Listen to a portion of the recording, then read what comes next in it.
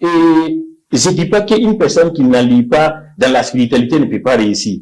Mais pour réussir et vivre vraiment en harmonie, comme ces livres enseignent, il est essentiel de vraiment comprendre le mécanisme pour appliquer à l'être. Si vous voyez, il y a des gens qui ont réussi, mais qui sont malheureux. Oui. Quand on a des milliards, et être des fois poussé comme un colossal, et c'est important. Donc, et avoir la paix du cœur, c'est une réussite. Avoir la santé, c'est une réussite.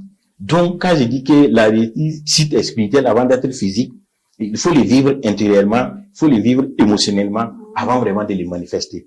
Vous voyez? Voilà. Vous parlez de spiritualité, de richesse intérieure. Oui. Moi, j'ai envie de vous demander, quel lien faites-vous entre foi, énergie et transformation?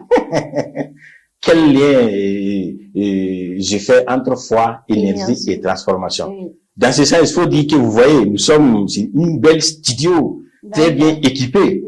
C'est parce qu'il y a de l'énergie, qui est le courant qui s'allume, qu'on est en train de faire cette très belle émission. C'est pour dire que tout est énergie avant d'être foi.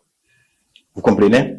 Il faut de l'énergie, il faut de la bonne énergie pour pouvoir avoir cette foi que tu désires avant d'aller dans les sens que tu veux. J'espère que je me fais comprendre.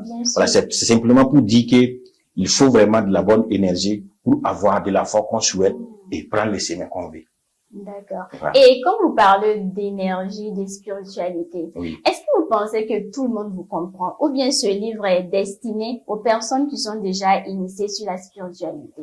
Et au fait, dans ce sens, vous voyez, c'est comme je viens de dire de suite là, dans ce livre, il y a un esprit qui est là et qui parle de ce que j'ai passé comme message ici.